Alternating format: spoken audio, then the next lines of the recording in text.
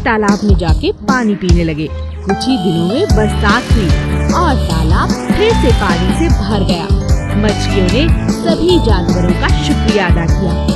आप सबका बहुत बहुत धन्यवाद। आप सबको हमारी वजह से दूर तालाब जाकर पानी पीना पड़ता था, लेकिन अब आप सब यहीं आकर पानी पी सकते हैं। शेर राजा, आपका बहुत बहुत शुक्रिया।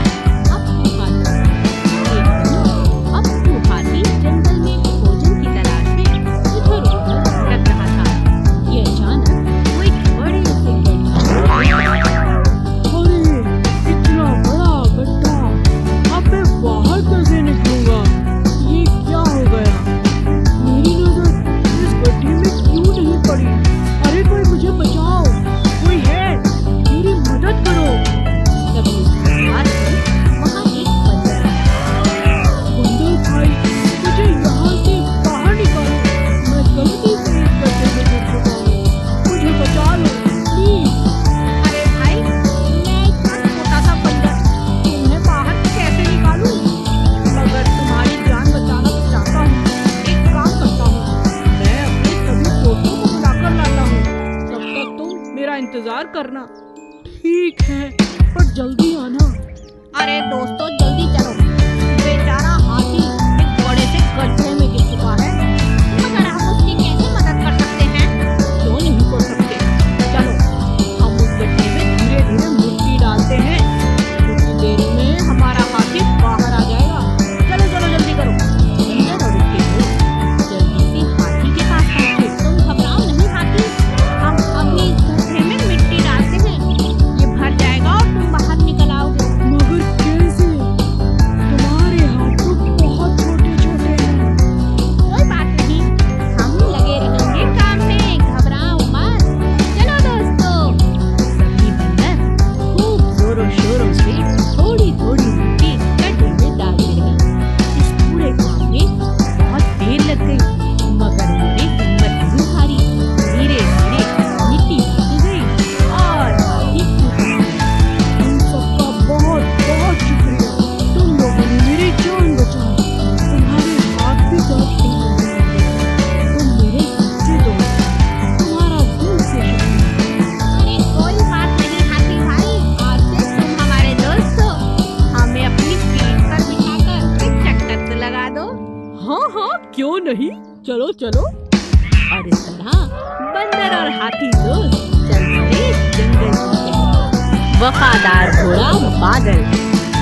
चंदन के पास बादल नाम का एक खूबसूरत सफेद रंग का घोड़ा था। दोनों एक दूसरे से बहुत प्यार करते थे। चंदन अपने घोड़े पर बहुत मेहनत करता, उसे रोज अच्छे से नहलाता, अच्छा खाना खिलाता और घुमाने भी ले जाता। बादल भी चंदन की हर बात मानता था। एक दिन एक चोर की नजर घोड़े पर पड़ी। अरे इतना सुंदर और शांत घोड़ा, इतना आज्ञाकारी है, क्यों ना इस पर साफ किया जाए अपना हाथ। क्यों ना इस बार इसे ही चुरा लिया जाए। अगले ही दिन चोर मौका पाकर घोड़े को भगा ले गया। इस घोड़े को ज्यादा दिन अपने पास रखना खतरे से खाली नहीं है। इससे जल्दी ही बेच देता हूँ, कहीं पकड़ा ना जाऊँ। इसका रंग ही बदल देता हूँ। चोर ने घोड़े को काले रंग से रंग दिया और उसे लेकर शहर की तरफ जाने लगा। बादल चंदन को याद कर रोता रहता। हे भगवान, मेरी मदद करो। यह चोर तो बहुत चालाक है, मुझे चंदन से दूर कर दिया। मैं उनके बिना नहीं रह सकता। तभी बादल की नजर नदी किनारे बैठे चंदन पे पड़ी। चंदन को देखते ही बादल जोर जोर से हिनहिनाने लगा। चंदन को कुछ समझ नहीं आया। अरे ये घोड़ा मुझे देखकर इतना शोर क्यों कर रहा है? शायद कि मुझे कुछ कहना चाहता है। तभी अचानक बादल चोर को जोर से धक्का देकर नदी में कूद पड़ता है। अरे अरे ये घोड़ा, अरे इसे बचाना होगा। चंदन घोड़े को बचाकर बाहर ले आता है, मगर यह क्या?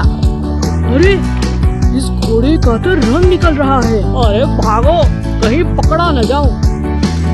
यह सब देख चोर दुम दबाकर भाग गया। चंदन अपने घोड़े को पहचान जाता है और बादल अपनी समझदारी से अपने मालिक के पास वापस पहुंच जाता है। भेड़े और सियार। एक दिन एक सियार जंगल से गुजर रहा था। उसने दो भेड़ों को जोर जोर से बातें करते हुए सुना। अरे भाई, क्या बात है? शायद इनके बीच झगड़ा होने वाला है। चलो देखता हूं। सियार एक पेड़ के पीछे छिप गया और भेड़ों को लड़ते हुए देखने लगा। मुझसे पंगा मत लो, मैं बहुत शक्तिशाली हूँ, समझी? मैं तुमसे नहीं डरती, जाओ यहाँ से, यह मेरा इलाका है। तो चलो, इसका आज फैसला हो जाए। ठीक है, मैं किसी से नहीं डरती, आ जाओ मैदान में। वाह, यह दोनों तो बहुत तगड़ी हैं। इनका झगड़ा देखने में मजा आएगा। मैं ताकतवर हूँ। नहीं, मैं ताकतवर हूँ। तुम हटो यहाँ से, ये मेरा इलाका है, मैं ताकतवर हूँ। हट जाओ, आज मैं तुम्हें छोड़ूंगी नहीं। दोनों भेड़ों में जबरदस्त झगड़ा होने लगा। दोनों बुरी तरह से घायल हो गईं। उनके शरीर से लगातार खून तक बहने लगा। सियार ने इस बात का फायदा उठाने की सोची। लगता है दोनों लड़ते लड़ते थक चुकी हैं। मैं इन्हें अपना शिकार बना सकता हूँ। दोनों भेड़ों को लड़ता देख सियार लालच में आ चुका था। उन दोनों के बीच पड़कर एक एक कर दोनों को खा जाना चाहता था। सियार ने आओ देखा न जाओ और भेड़ों पर टूट पड़ा, लेकिन दोनों भेड़ें बहुत ताकतवर थीं। उन्होंने सियार की जमकर धुलाई कर दी। हे भगवान, मैं सोच रहा था कि दोनों को एक एक करके कई दिनों तक खाऊंगा, लेकिन ये तो मेरे ही पीछे पड़ गई। अरे छोड़ दो मुझे, मार ही डालोगी क्या? अरे छोड़ो, अरे दोनों भेड़ें बहुत ताकतवर थीं। उन्होंने सियार की जमकर धुलाई कर दी, जिससे सियार वहीं ढेर हो गया। उदास राजा शेर। एक दिन राजा शेर का मंत्री भालू जंगल में घोषणा करता है। सुनो सुनो सुनो, राजा शेर बहुत दिनों से उदास हैं। जो कोई भी राजा जी को हंसाएगा उसे बड़ा इनाम दिया जाएगा। आप सभी का स्वागत है, आइए और हमारे राजा को हंसाइए। ये बात जंगल में आग की तरह फैल गई। जंगल के सभी जानवर राजा को खुश करने के प्रयास करने लगे। सबसे पहले एक हाथी उन्हें खुश करने की कोशिश करता है। हाथी अपनी सूंड से तरह तरह के करतब दिखाता है, लेकिन राजा को हंसी नहीं आती। फिर बंदर की बारी आती है। मैं आपको हंसाने की कोशिश करता हूँ राजा जी। बंदर अपने बहुत अच्छे अच्छे करतब दिखाता है, मगर वह भी हंसाने में नाकामयाब होता है। इसी तरह सभी जानवर कोशिश करते हैं, लेकिन किसी को भी कामयाबी नहीं मिलती। अंत में नन्ही चींटी की बारी आती है।